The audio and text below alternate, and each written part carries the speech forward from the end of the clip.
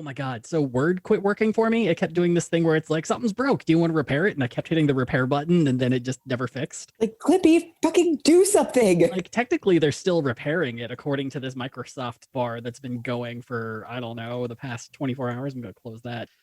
So I had to type this up on Google Docs, and I hate the entire Google suite. I hate it. I hate their version of Word. Super hate their version of Excel. I don't find it user-friendly or helpful. It makes me mad. Is fascinating because I am the exact opposite. Like, you give me any, like the Word or Excel, and I'm just like, my eyes cross and my ears bleed. Nope.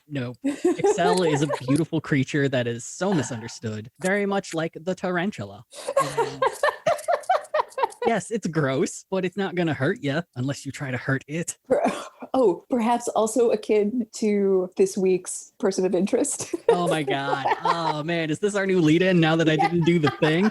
Fuck it. Sure, let's do this. By the way, this is Gadfly, a podcast about third parties, fringe candidates, and just generally weird American electoral history. I'm Dusty Wilson. I'm Uda O'Leary. And we have strong opinions about Microsoft versus Google template things. Yes, I think Google did itself a major disservice with its new like branding image where everything is just the exact same like square and 4 colors, and so you don't even know what you're clicking on anymore. Like, it's a graphical nightmare. Look, their version of PowerPoint makes me furious because we have to use it at work every once in a while just because it, everyone can use it. You don't have to email it around, and I get it. I get why it's helpful. I get why people like it. Doesn't mean I have to like it because I just sit there seething at the fact that it's just not good. I can't do my funny shit with it. I can't do like those weird star wipes. I can't do oh my God, piles of nonsense. First of all, what are you doing as a grown man with the star wipes? Look, you know what? Clearly, Google has a reason behind not having the star wipes, and it's because look, I don't commit sins. You need to eat your vegetables and put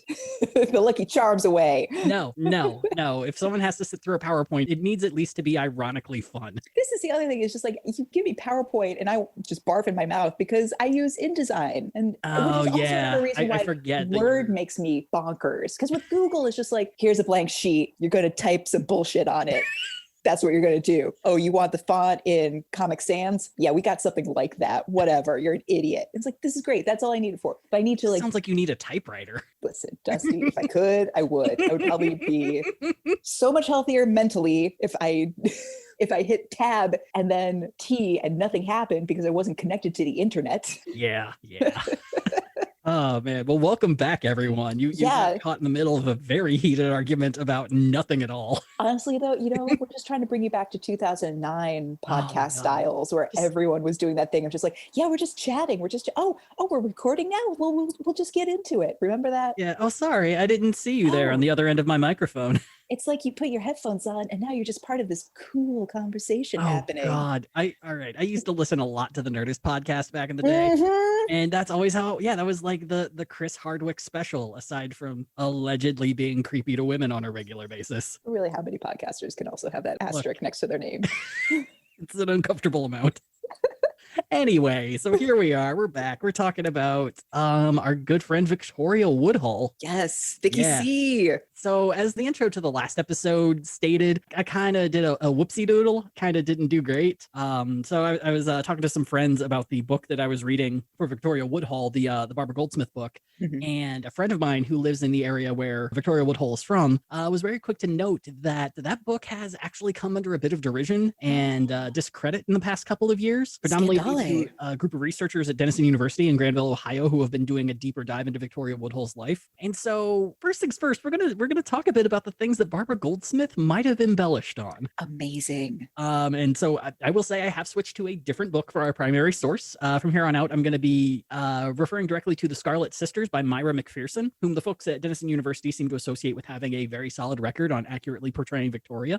Oh, wow. So this was a good thing. And we kind of lucked out because most of the scandal and nonsense comes after Victoria has grown up and become an adult. So a lot of the childhood stuff that we talked about, sadly, is pretty true. Oh boy. But we are going to talk about the stuff that was probably embellished. So first off, remember how we talked about Victoria's first ever memory of how she was conceived? Indeed. Yeah. So we had to put a trigger warning on that on the last episode. So if you skip to get to this one, I'm not going to go into details on it. But essentially, Myra McPherson points out that was probably more a rumor that was created by the townfolk of Homer, Ohio, to kind of talk about why, of course, Victoria was so terrible is because of that. That's why she's terrible. Oh, because there's always been pseudoscience about how it's like, no, if you look at a weird picture... while you're having sex, the kid will come out with horns. You know, like you look at the magic eye while fucking, that kid's going to be a murderer. Exactly. Wait, did you see the sailboat? Because if not, serial killer. You have to see. No, it's important that you see the sailboat. You have to, and we'll know if you're lying because I'm a doctor. Because the kid will grow up a psycho, and not because the father is maybe an alcoholic. Nope. Father can do nothing wrong. Science has proven that. Patriarchy approved. Yeah, so that was probably just a rumor that the people of Homer created to talk shit about Victoria, and it kind of morphed into this idea. And I think what it was is Victoria would talk about how she remembered everything in her life, including her conception, and I think this story got combined into that. And so that's how it came to be that she was like, oh, I remember being assaulted into existence. So secondly, and this is probably the biggest one, and it is the influence of sex work upon the narrative. So as we said in the past episode, there is nothing wrong with sex work. Sex work is work and really should be legal across the board. But yeah, in Barbara Goldsmith's book, it seems like there is a lot of allusion to both Victoria and Tennessee being sex workers at various points in their lives. And it's not so much in the liberated sense, it's more of in the scandalous, shame-filled sense. And the more I was diving into the Myra McPherson book, a lot of this seems to have been rumor that was created by Victoria and Tennessee's predominantly male enemies as a way to scandalize the past. Interesting. Which is nonsense because their past was already pretty scandalous. I mean, one is a clairvoyant spiritualist. The other manslaughtered a woman with a fraudulent cancer cure and believed she could heal people through not even touching them. It's like there's enough there that you could discredit people. Why? You don't have to bring in the sex work as a sort of scandal, but it seems to be that those stories ended up lasting a lot longer and standing the test of time to the point that they were believed to be true. There is currently no evidence of any of that being fact. Wow. Yeah. So the biggest example that I could think of the last episode is we talked about how after the Claflin family committed a manslaughter doing their fake cancer cure treatment, they fucked off to Cincinnati. And then 3 weeks in Cincinnati, they get kicked out of town for allegedly running a brothel. Turns out if you go into the Cincinnati police records, there is absolutely no record whatsoever of the police looking into the Claflins for running a brothel of any sort. And same in Chicago. So but could they have been, I guess what I'm wondering then is, could they have left Cincinnati then because their enemies were talking up a storm about them, like possibly having a brothel, being sex worker, and it just like to the point where it's like, oh, we gotta get out of town. Yeah, I mean, it could be that, but also there seems to be just a very long history of the Claflins going to whatever house is the biggest in the family. And at that time, Victoria had just moved to Chicago and she owned a place in the Loop, as we call it nowadays. And I think it's probably more that is that they got a chance to go to a bigger city and Buck is like, hey, more marks, richer people, let's do this. And finally, and this one's more just an interesting tidbit because we did have that one moment when Victoria and Canning Woodhull got divorced as to why Victoria would keep his name afterwards. And the reason behind that was entirely business. So, you know how when, Courtney Cox and David Arquette got married, initially she went by Courtney Cox Arquette for a little bit and then eventually just went back to Courtney Cox, probably through the divorce. But for the most part, everyone knew her as Courtney Cox. Sure, yeah. And that's entirely the reason Victoria kept the Woodhull last name is she'd already created a brand for herself and fuck that guy if he's going to be drunk and take back his name and ruin her business. Fair enough. I mean, yeah, this still lasts into the present day for women of just like, do I keep my name or not? It's like, and especially in like the PhD field, it's like, well, my dissertation is published under my maiden name. And like, so my doctorhood is still like retained as my maiden name. It makes more sense to just continue using that professionally. Exactly. So yeah, so that's I thought that was really interesting. But aside from that, pretty much everything we talked about seems to be true. There probably was a bit of embellishment about her biting off her baby's umbilical cord with her teeth, but I still, like I said last episode, I choose to believe it's true. Yes. Because Victoria Woodhull, I think she has it in her to do that, and I am not going to take that away. We're keeping that for flavor alone. Yeah, 100%. There's nothing else. But this is fascinating. This is like the more these are layers of an onion. Yeah. And we're crying the whole time. Yeah.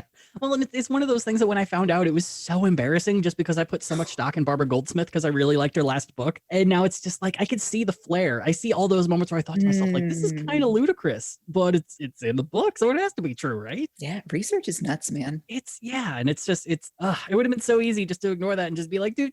Here's what they said in the late 90s. But yeah, it's embarrassing, but it's also kind of, I think it's one of those important things that when you find out you're wrong, you gotta talk about it because. Yeah. Also hats off to to the researchers at Denison. Yeah. Good work. Oh, Denison University. I know so little about them. Like a friend of mine went there. Granville, Ohio always has a fog that rolls over it a few times a year that makes you feel like you're in a Stephen King book. Amazing. The town is stupid rich. It's so wealthy. It is the wealthiest freaking town in, I believe, it's in Licking County. Yeah, it's one of the richest towns there. It's the only town in the county that has a polo ground. Oh, interesting. Yeah. I'm wondering if this university gets mentioned in my preppy handbook. It probably would. I mean, Denison, I would say, is definitely a lot more chill than the town itself, but it's not like, there's rip-roaring keggers going on at Denison every weekend. Very different town and gown relationship to 100%. Usually when you hear the phrase. Yes. So with that out of the way and the record amended, at least until we find out 5 years from now that... Until next week when a new book will be published. Stupid professionals learning things through research. So let's get back to where we last left Victoria Woodhull. She had just married her second husband, Union Colonel James Harvey Blood. Colonel Blood, like Victoria, was very into spiritualism, but also offered the first ever stable and non-abusive relationship that Victoria had ever had. They both advocated for free love, insisting that all forms of consensual sexuality were perfectly fine. I'm not really sure if LGBTQ stuff fell into that, but along the lines, I would probably say more of the straight-minded sexualities. That's probably more what they had in mind. But I don't know if people have really done that much research into that in particular. From what I've heard from my playwriting friend who has written lesbian period piece dramas is that female relationships, sexual female relationships was it just didn't exist at all. And so as a result, you were allowed really these close relationships, which upon reflection really were sexual, full adult lesbian relationships as we would know them today. But it was almost like they got a pass because it was just women don't have sexuality to begin with. So are you sure they're not fucking? How dare you, sir? Of course not. My monocle exploded. Leave this parlor. It's just a friend who comes over for 2 weeks a month to hang out and keep her company. They play pinochle and sew. The two things women do. Just really enjoy reading, Jane Eyre to each other. I don't know. I would love that relationship if it existed. I want it to be a movie. Oh my God, I want every actress to be in it. Oh my God, I think we have to commission that now. Yeah. So they also alluded that their relationship was an open relationship where either could explore their sexuality with whoever they wanted at any time. And at one point, Colonel Blood would claim that they got divorced to protest marriage laws, but this seems to be more him just talking shit than something they actually did, because divorces were a lot more complicated back then. So you couldn't just walk to the courthouse and be like, one divorce, please. Yes. I would like one no-fault divorce. Yay. Thank you. Here's my $20. We fucked up. $6 billion. Of course I'll give you a divorce for $20. Someone is definitely at fault. You better tell me. Yeah. Right, Mr. Rockefeller. I'll use the good stamp for this one. This is already getting very, very silly. So also after their marriage, Victoria's sister Tennessee would move in with them, also making a clean break from their abusive father to make a life of her own alongside her closest sister. And of course, how can I forget that one fateful day in Pittsburgh, where Victoria would be visited by the spirit of Greek orator Demosthenes, and he would tell her that the great work of her life was about to begin. Victoria, Tennessee, and Colonel Blood were to travel to New York City, where they would find a home already ready for them. And so Victoria, the Colonel, her children, and Tennessee went straight to the address in Manhattan that Demosthenes had told them. And sure enough, they found a home available for rent. And rent it they did. And shortly thereafter, end. Yeah, end of story. Everyone lived a happy existence. Nothing very complicated happens in the future. Oh no. And so shortly thereafter, Victoria and Tennessee went into business together. Victoria as a clairvoyant and Tennessee as a magnetic healer. But this time, the two swore to completely eschew any magic potions, tonics, and any sort of the get out of town quick as you can scamminess that made their previous lives such hell. They were going legit. They were charging $25 an hour that had to be paid ahead of time for them to see you. Oh, hell yes. And they were going to do all of this on their own terms. And it's good to remember at this point in 1868 that Victoria is 29 and Tennessee is 22. And the two set their eyes on the most powerful man in all of New York City as their newest client. And so when we think of all the names of American families with old wealth, one of the surnames you'll often hear is that of Vanderbilt. Vanderbilt lineage has been in America since around the 17th century, but that wealth wouldn't start to accumulate until Cornelius Vanderbilt began growing his transit empire in the mid-1800s. And now it's important to remember, Cornelius Vanderbilt was a fucking con man, a scam artist, who did everything he fucking could to build his ludicrous fucking wealth. So initially Cornelius started running a steamboat line before shifting to ocean-going ships, and those ships typically ferried miners from the East Coast to the goldfields of California. But the real pile of cash would come when Vanderbilt began buying up all the railroads he could in the region. By 1867, Cornelius had merged his railroads together under the banner of the New York Central Railroad, a system that ran a series of trains in 11 states and 2 Canadian provinces, spanning as far west as St. Louis and as far east as Boston. But Cornelius Vanderbilt's longest-lasting legacy would come in 1871, when he completed New York City's Grand Central Terminal. By the time that Victoria and Tennessee would make their way to his doorstep in Greenwich Village, Cornelius would have been worth somewhere between $105 and $205 billion in today's money. Damn. And he gave us like a university, libraries, Grand Central State. I'm just saying this to point out how little Elon Musk has done for us. Jeff Bezos. The longer there's not a Musk university, the happier I am. But I think we could also talk really briefly about how all of these great financial geniuses of American history are just fucking scummy con artists. They've always been. Yes. That's all I have to say. Yes. Yeah. The Kennedys, for God's sakes. Yeah. Joe Kennedy. Yeah. And so when we look at, Jeff Bezos and Elon Musk, and we're just like, oh, these guys are, financial geniuses. It's like, no, Jeff Bezos did a thing before anyone else did. Someone else would have eventually done it. He just was the one who had the money to do it. And Elon Musk is very good at getting a bunch of incels to love him. And very terrible at naming children. Yeah, look, if you want a guy who will build you cars that catch on fire, Elon's your guy. Wait, Teslas catch on fire? Oh yeah. Their warehouses catch on fire, their cars catch on fire. One of my favorite tweets that I've seen recently is some dude who's like, look, I think Tesla makes amazing cars. I still love the company, but it's been a year since my Tesla caught fire in the driveway and no one's come by to fix it or check on it. And it's just this burnt out fucking Tesla at a guy's driveway. It's like, move on, man. Buy a fucking Yaris. Here's a used Aztec. Look, good luck. A driveway is not meant to be a cemetery. Fucking stop it. My Pontiac Vibe when I had it was a great car. Might I recommend? Yeah, and so when we think of the Vanderbilts and their fortune, Cornelius Vanderbilt he was a scummy dude. He was a womanizer. He rode fast horses and got in multiple racing accidents. And so by the time that the sisters would have approached him, he would have been about in his 70s, give or take, just racked with arthritis and pain and maybe guilt. I don't know. Yeah. And so what they did was, once again, probably one of the most boomer things possible. They walked up to his door with business cards. Oh my God. I feel like there's a before and an after, and the after occurred in like 2002.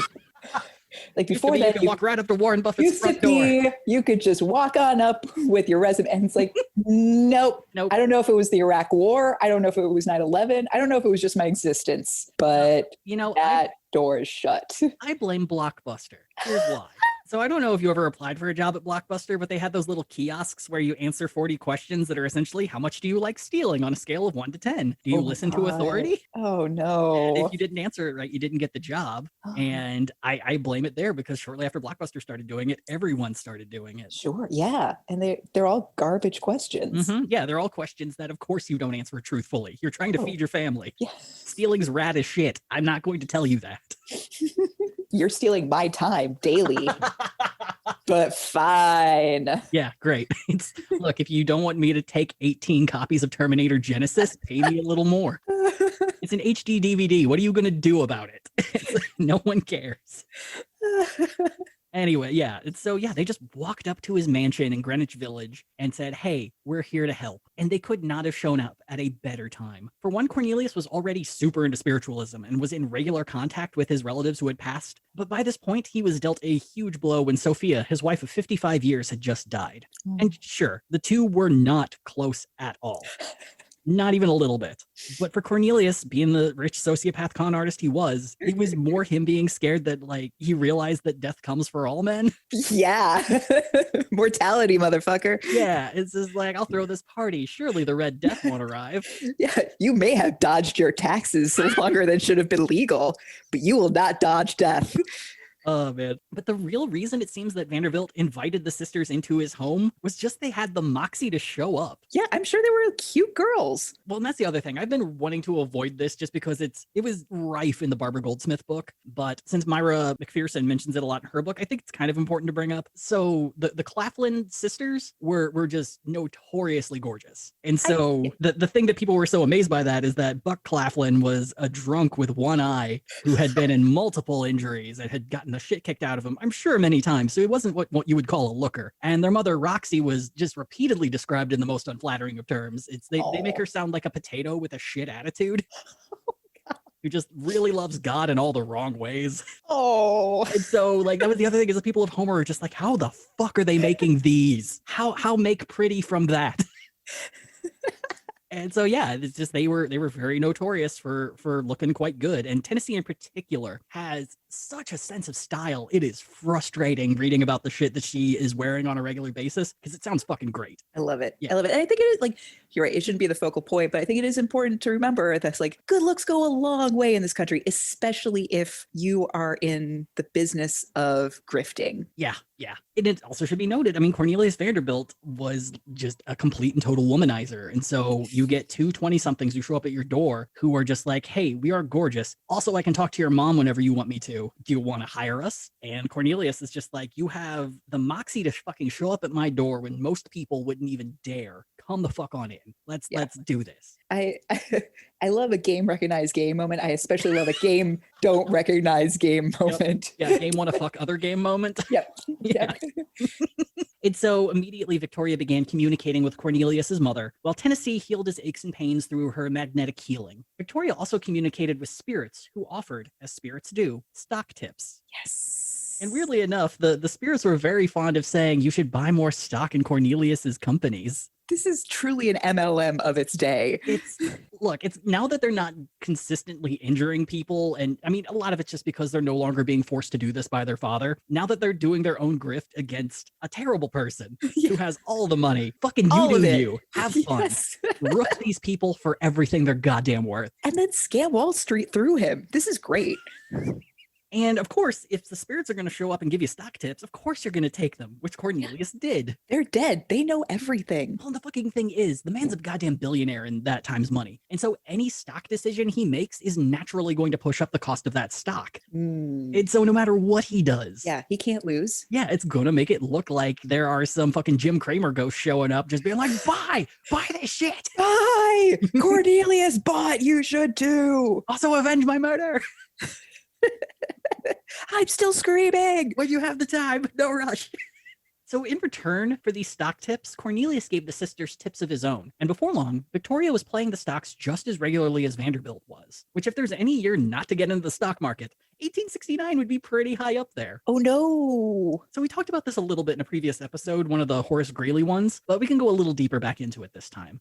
So we talked about the many scandals of President Ulysses S. Grant. And one was the gold panic of 1869, or Black Friday as it was known then. So it's some really complicated stock market shit, so I'm just going to try to boil it down as simply as possible. You have two unscrupulous businessmen, Jay Gould and Jim Fisk, and they concocted a plan to try to corner the gold market and make themselves freakishly rich. Their plan was to artificially rise the price of gold and then sell all their shares at an inflated rate. The thing, though, is Grant ended up catching wind of their plan, and he flooded the market with $4 million in government gold and knocked the price back down to normal, if not a bit lower than normal.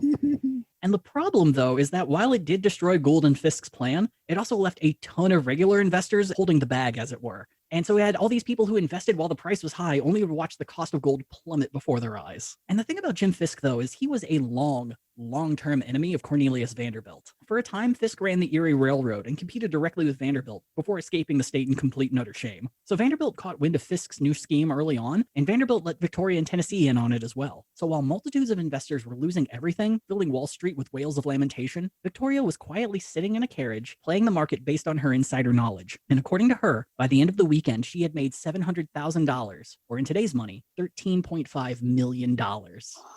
Yes, Vickie, see? Vickie California is here to fucking destroy your men's game. Yes! And fucking choke on it, you shitty investors. This is the girl boss movie I want to see. So in one weekend, Victoria had hit the big time. And with that comes a big time move. 4 months later, she would form Woodhull, Claflin and Company, Wall Street's first ever female-run brokerage. Victoria and Tennessee would make the very fashionable hotel, the Hoffman House, their base of operations. 2 weeks before their opening day of business, they invited a reporter from the New York Herald to interview them and take full opportunity to rebrand the hell out of themselves. For one, Tennessee would claim to be a married woman of 8 years, despite the fact that she did not have a husband. Details. But she had to appear respectable, and a fake husband was an edit that the sisters believed needed to be made. When asked if being a stockbroker was an awkward job for a woman, questions men ask, Tennessee stated, quote, I don't care what society thinks. Were I to notice what is said by what they call society, I could never leave my apartments except in fantastic walking dress or in a ballroom costume. But I despise what squeamy crying girls or powdered counter-jumping dandies say of me. I think a woman is just as capable of making a living as a man. My mind is on my business, and I attend to that solely. I don't think it's the squeamy girls or the dandies you need to be up against, Tennessee. I'm just throwing this out. Look, she's playing a character. I get what she's going at. Yeah. Don't I think she clearly knows you. That. Yeah. The mean girls of the stock market. Oh, you want to buy that stock? I guess if that was 2003. Buy pink stock on Wednesdays. Oh, God damn it. Now I want that movie. I also love that they can't vote, but they can take your money. Yes. Oh my God, yes. And then there was Victoria. So while Tennessee could make do with just inventing a husband and moving on, Victoria needed the credentials, seeing as she was considered the senior partner of the firm. She made claims of being a financial child prodigy and claimed to have been given a strong education in the world of business. Which, yeah, kind of true, but she kind of alluded that she went to a bunch of universities and schools, not, I somehow kept my father afloat throughout my childhood. Right. Serious school of hard knocks. Yeah. At this point. Oh, yeah. And despite the lies, the reporter just went with it. And knowing men, he was probably just running with the whole women are doing a business, lol, and just wrote that story without really even looking at anything. And while there were clearly men who were unhappy to have the sisters at the stock market, their direct relationship with Cornelius Vanderbilt led a majority of the major brokerage firms to publicly welcome Victoria and Tennessee on their very first day to Wall Street. Nice. Much to Victoria's surprise, one of the guests who greeted them was poet Walt Whitman, who presented her with a simple note saying, quote, you have given an object lesson to the whole world. And Victoria would consider this note to be one of her most prized possessions. Oh. But despite the well wishes to their face, rumors began to swirl that the only reason Victoria and Tennessee were even there was because of Vanderbilt's money. And how do women get money, Una? They can't work for it. So clearly, this was a sex trade. And literally nothing has changed in 2021. Yeah. They are saying the same thing about Harris, which she was DA in California. Yeah. Anyway.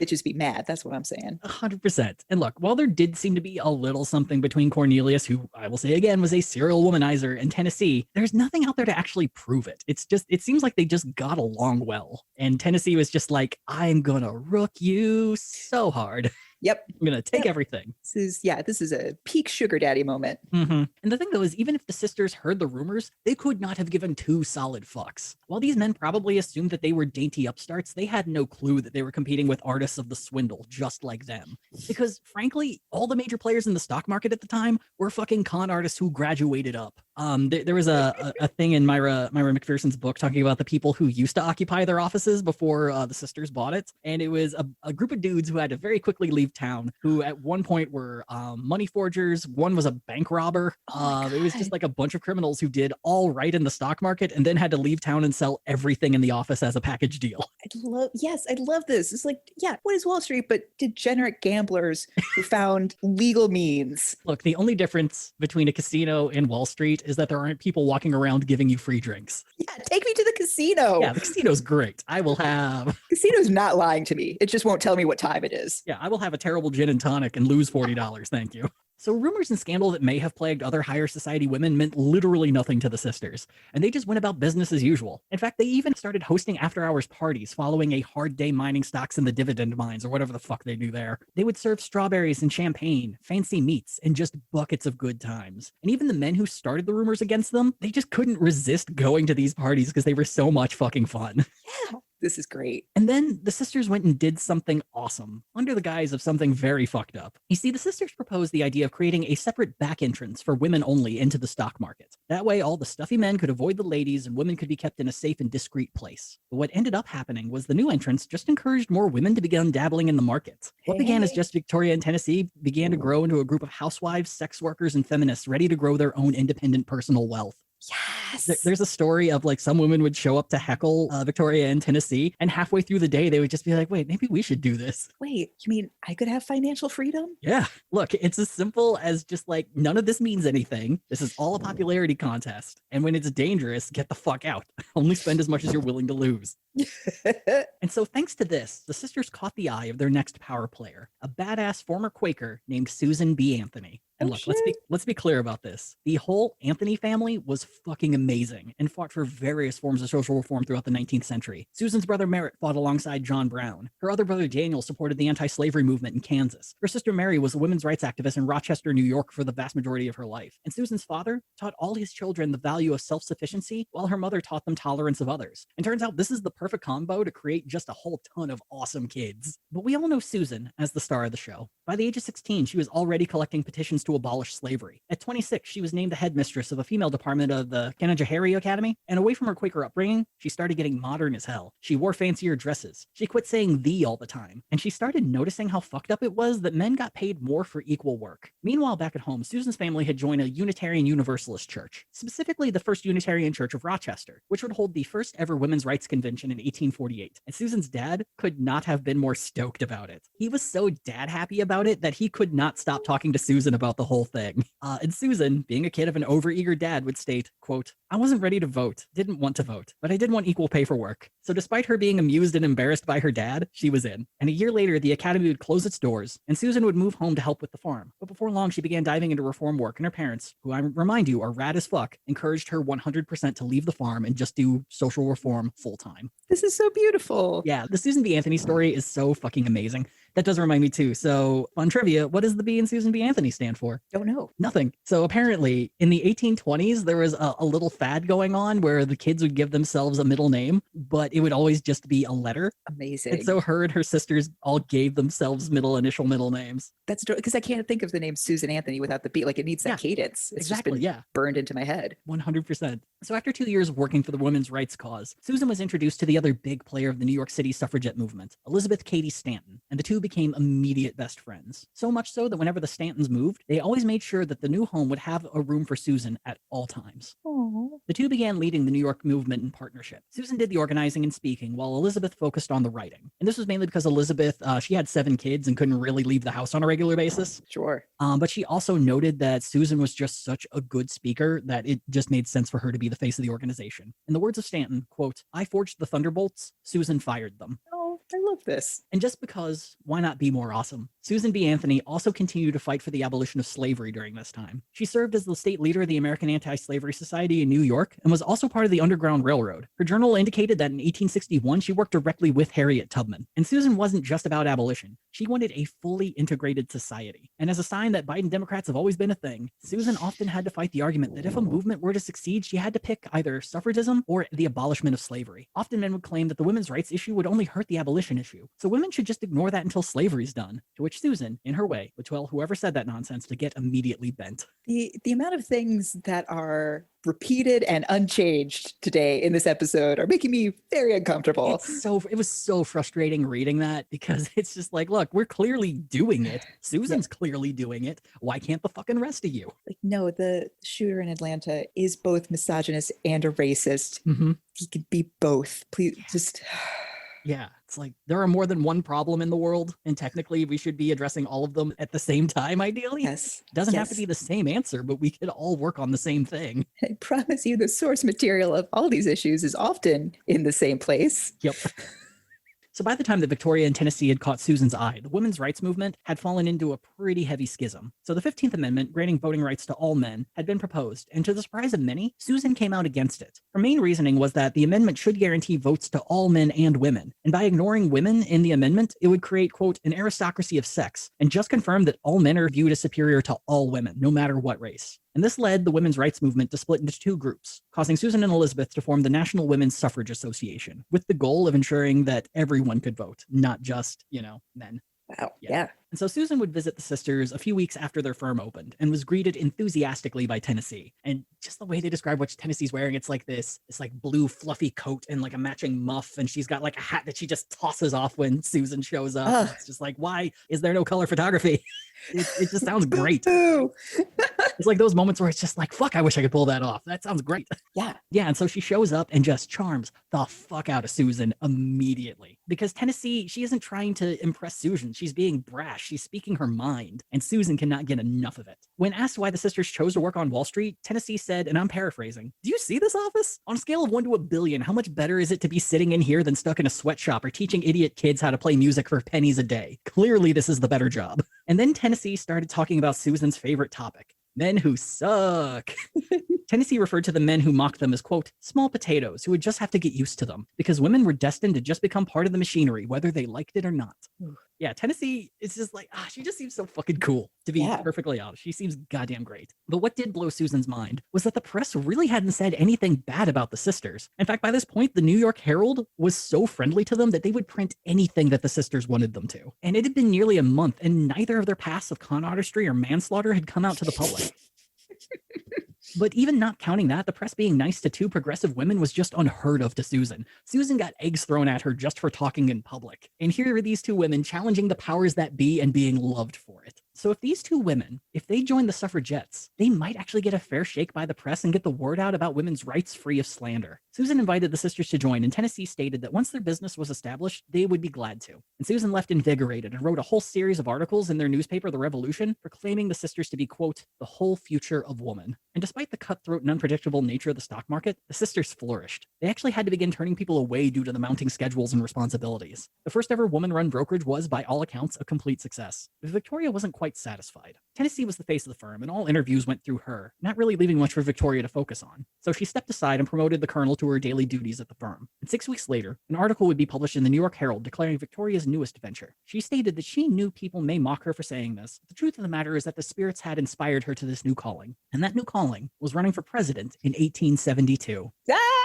Now, it's currently 1870, but she felt it was best to give herself a 2-year head start to get the campaign running and gain support. And honestly, that's a good plan. Yes, that's ahead of most of the people we mentioned on this podcast. Oh, 100%. With a path to victory that's nothing but hurdles, yes, that's a good plan. And once again, the New York Herald cheered her decision, claiming, quote, now for victory in 1872.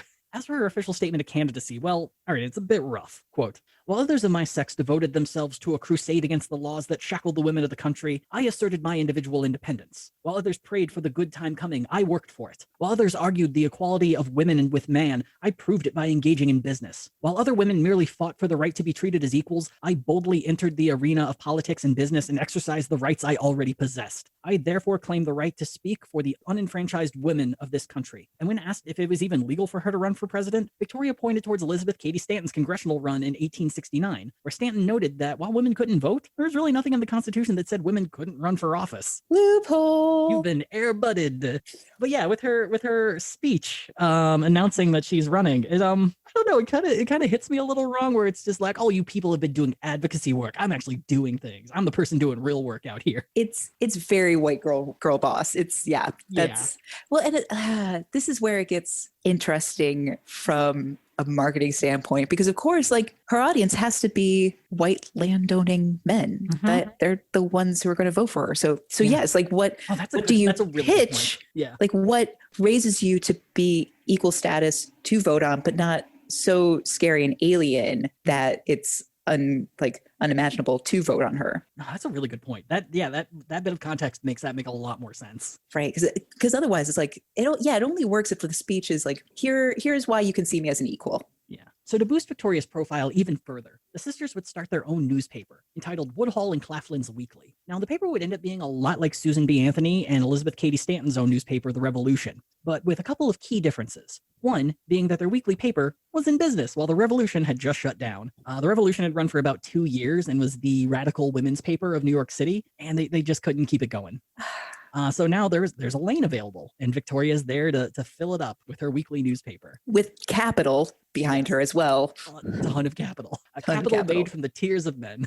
I think it's important to note, as we were talking about like the differences between the sisters and Susan B. Anthony in terms of how they were treated, in terms of being feted and all this. Like, Susan B. Anthony did not have a sugar daddy. Like, she did not have the immediate acceptance of like apex male capitalist. Yeah, 100%. So yeah, I guess the trade was Susan had an amazing childhood. Is it too soon? A loving father or loving parents for that matter. Yeah. Susan was never going to write a novel. Oh. Well, no, she wasn't the writer. Yeah, Elizabeth Cady Stanton was the writer. So, God damn it. You took the wrong lesson from the Pillow Man, Una. Oh, no. A little theater joke for y'all.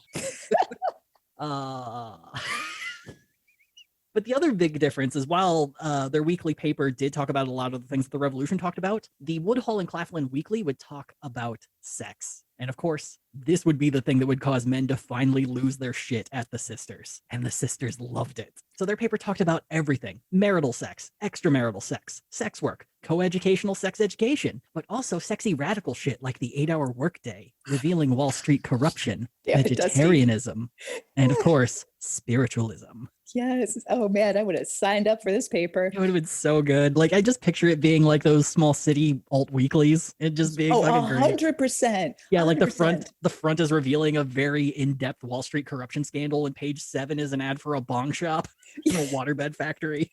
Yeah, and then there's the local answer to Dan Savage, like in the middle, asking like very personal, very awkward questions. Mm-hmm. Yeah. Oh my God, did they invent the alt weekly? They did. They totally did. I'm giving it to them. I am giving them. You're welcome, Village Voice. Yeah. You stand on the shoulders of giants. But they also had poetry, short stories, and inside the ads were very much like a freaking comic book, or like I said, an alt weekly. There were ads for mediums, clairvoyants, snake oils of various varieties. You got the money, you got an ad, no matter what. This is honestly what Craigslist is missing. It really is. Like, it's missing a guy selling like a curative he made in a tub. I get what I wouldn't give for an original Coca-Cola. Oh my God, it'd be so good. It probably tastes like shit, but it would be very fun. Just let me not feel tired for 2 hours. That's all I ask. God damn it. I just want to feel alive for a little bit. Oh my God, Dusty, do we need to recreate the original Coca-Cola and just call it like the millennial? Look, I think we just need to start doing cocaine. It's clearly the only option we have left during the pandemic. All right. Yeah. When we're rolling in podcast money, we'll start a Coke habit. Great. Awesome. That'll be our Patreon benefit. Just like donate enough and you can watch us do Coke. Oh, delightful.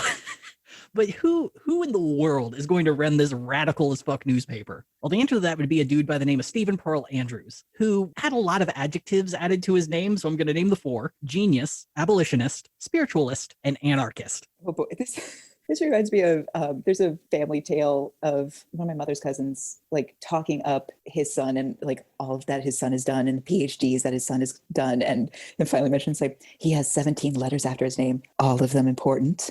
Ooh. Man, yep. You gotta feel bad for the 8 letters who got left out. 25, 26. Fuck, damn it. Northwestern's gonna take away our degrees. Oh no. It's in the arts, don't. Yeah. You knew what you were doing. I understand there's 3 meaningless letters. Look, if you get a copy of Hamlet stuck in your ass, I can remove it. Use that, doctor. No. Boo. Yeah. And that never happened. But yeah, so Stephen Pearl Andrews was actually kind of a weird genius. He invented the word Scientology, no relation.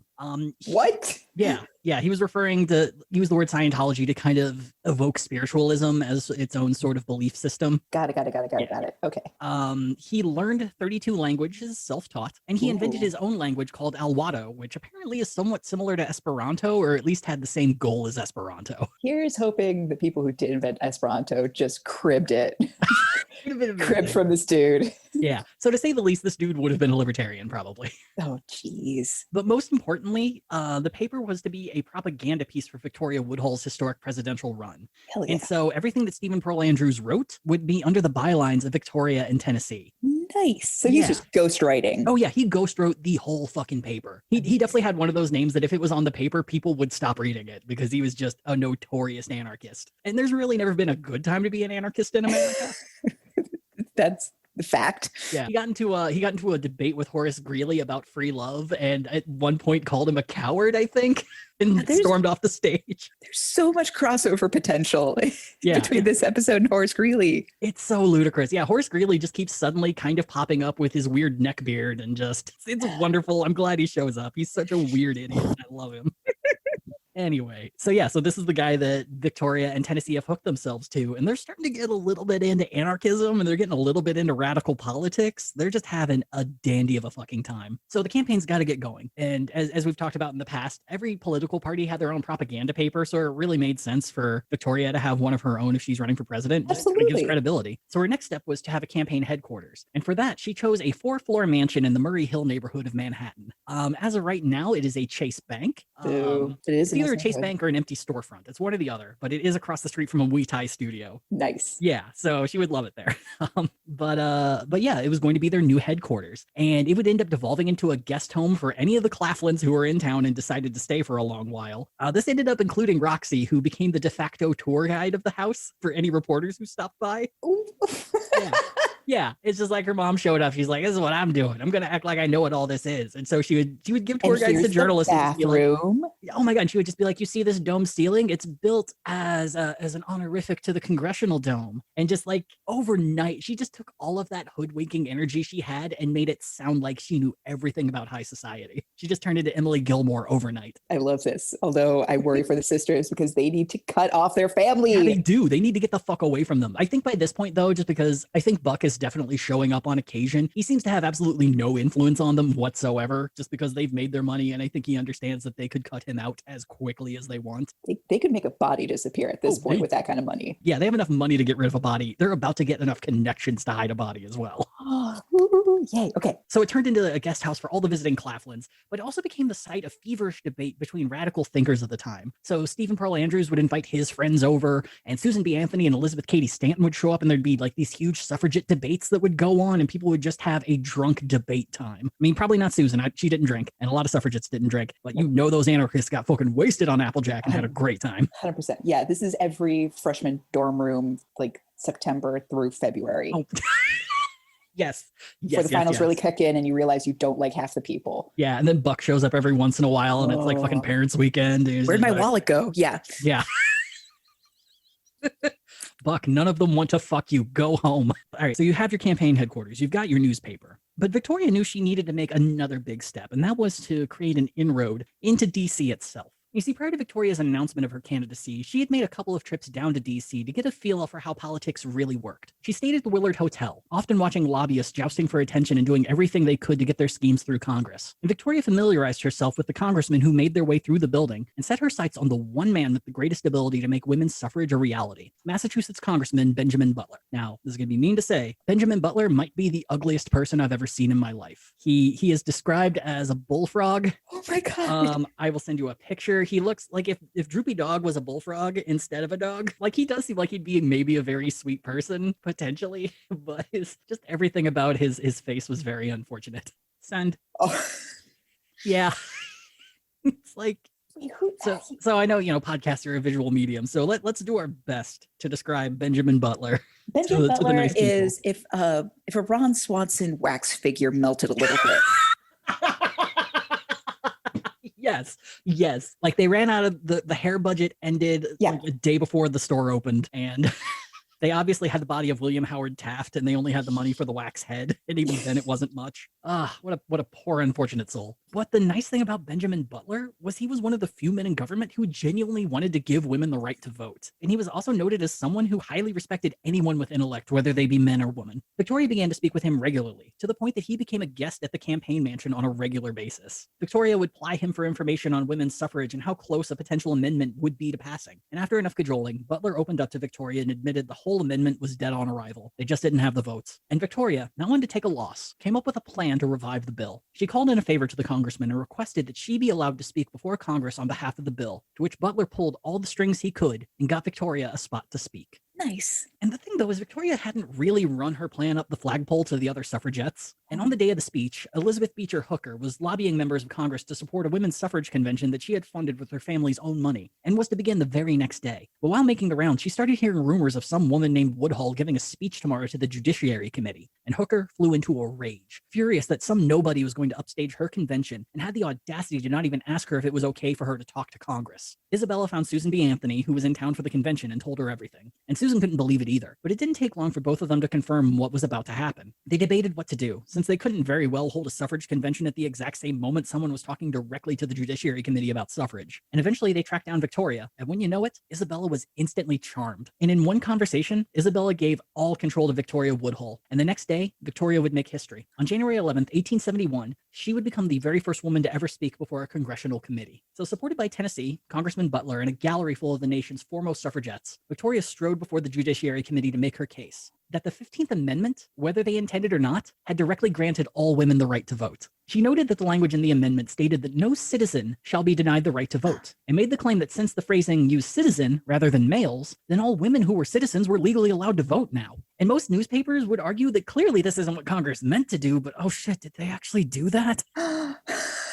Now, it is noted it is noted that she's not the first person to come up with this, but it's definitely one of those moments of parallel thinking, because there was a lawyer in Missouri who had come to that realization as well around about the same time. But, there's telegrams aren't that fast. And it's a really solid argument. An argument that caused Ohio Congressman John Bingham to yell at Victoria, "You are no citizen. You are a woman." Burn. That's a burn, right? Like, I got enough money to be a man. I'm here, aren't I? Oh, sorry, I couldn't hear you over the sound of my solid gold ovaries clanging together. My bad. Yeah, John Bingham in this story is probably one of the biggest fucking villains, because he is just a cantankerous fuck. He's one of those people that you really hope the top of his gravestone is concave, so your ass has somewhere to sit when you're shitting on his grave. He's just the worst. And all in all, Victoria did an amazing job. She held to her points. She noted that the Constitution describes a citizen very fucking clearly, and most importantly, y'all kind of fucked up, so maybe you should just admit it. Also, to which John Bingham said, glare. Yeah, to which John Bingham said, well, it says male here, in this part, in an older amendment. So clearly, we mean men. If you look at file, finish, final, dot, done, dot, final, dot, two. If you look at that document, we use the word man. And yeah, of course, the same thing happens when men are embarrassed in public. They just dug in their heels and refused to concede. They claimed it was a states' rights issue at this point and just moved on. But even in defeat, Victoria made one hell of an impression. And this sudden nobody who burst on the scene was a champion of the movement. Isabella had Victoria speak at her postponed convention and became a devout follower of hers. And Victoria would be invited back 1 month later to speak at the same hall, this time to record-setting attendance. And initially, she reread her statement to the Judiciary Committee, but her heart just wasn't in it. She nearly fainted for a moment until Isabella Hooker placed an arm around her, and then Victoria just let loose. Quote, I and others of my sex are controlled by a government in whose administration we are denied the right to participate, though we are a large part of this country. I am subject to tyranny. I am taxed in every conceivable way. For publishing a paper, I must pay. For engaging in the banking and brokerage business, I must pay. All to maintain a government in which I have no voice. We mean treason. We mean secession, and on 1,000 times grander scale than was that of the South. We are plotting a revolution. We will overthrow the bogus republic and plant a government of righteousness in its stead. And people lost their fucking shit, or at least based on it, because apparently there were the women's movement, instead of doing applause, waved white handkerchiefs in the air when they were applauding. So there was a lot of waving, but it was a bold fucking speech. Yes, the rage within me is loving this. Yeah. And one of the notes is that they were used to male politicians talking like this. A woman talking like this was out of this fucking world. And as a first presidential campaign speech, it was very well received. The suffragette movement was electrified by her words, as well as her brazen passion. And upon returning to New York City, Victoria Woodhull was the de facto leader of the movement. She would be invited to speak at the Apollo Hall in May of 1871. And to her, this would be the moment that her presidential campaign would be made. The moment that she could firmly not just get Susan Anthony and Elizabeth Cady Stanton on her side, but all suffragettes nationwide. And of course, that would all come crashing down thanks to a mix of new drama and angry old money. And that's what we're going to talk about next time. Oh my goodness! Yeah, I hope this week has been a lot more fun. So much more fun. Yeah. How you feeling so far with with Victoria and Tenny? Love the cliffhanger on the old money, because I'm definitely getting like serious new money vibes from Vickie C in Washington. Like in fact, like I even picture her like dressed like Fran Drescher in The Nanny, like that kind of like new money, like brashness. I love it. Showing up and be like, no, I own this. Like, we're going. And the older suffragettes being like, who didn't, like, why did you send me a letter, correspondence? Yeah. How dare you? Didn't you know that I've been planning this convention for over 3 months? How dare you? You just went and asked. Like, we had table settings. Well, and I love that Isabel Hooker is just immediately like, oh, okay, you know what you're doing. This is my bad. I'm glad you're not just some rando fucking, no, it's like, up. Oh, charisma. Yes. Yeah. Yes. Yeah. Like that would have to be like a mix of both. Like, is there a feeling? There has to be a German word for a feeling that's both relief and embarrassment. Oh, there's got to be. Yeah, I totally understand where Isabella Beecher Hooker was coming from with that, and just how quickly you would turn around. And I imagine it wasn't that hard to impress Susan B. Anthony either. And if you have that charisma to impress someone that quickly, then holy shit, you need them in front of Congress. Yeah, I'm loving all the stuff sounds like 1920s era flapper New Women, and instead it's 1870. Yeah, 1870. Yeah, they're a good 50 years ahead of their time. Yeah. Well, another fun detail that I left out is that whenever Victoria and Tennessee would be at a major event together, they would dress exactly the same. Cute. Yeah, you can't fight that sister energy. It's too strong. Like one's a clairvoyant and one will fuck up your body with magnets. It's yeah. Oh man, yeah, this was a lot more fun to research instead of just reading about people's terrible childhoods and then their god awful first marriage. So we'll ride this high as long as we can. We absolutely will. Hooray! Yay! So yeah, I hope you've had a lot of fun learning more about Victoria in Tennessee. We're gonna be moving into entirely her presidential campaign in this next episode. So we'll see you next week on Gadfly. Golden ovary. Gadfly is a production of Added Serotonin. Our episodes are edited by Brianna Valentine of Rem Alternus Productions. Our theme song is Sophomore Makeout by Silent Partner, and you can find us on Twitter and Instagram at GadflyPod. Ready to level up your cosplay game? Check out the Geek Forge on Etsy. With a variety of props to give your photos that extra spark, you'll find just what you need. Hold magical fire in the palm of your hand, or take a potion to restore your mana. With a large variety of colors, you can choose your own magical flavor for your cosplay. Bring drama to your photo shoots with these vibrant props and more, all available at the Geek Forge. Are you ready to level up your cosplay?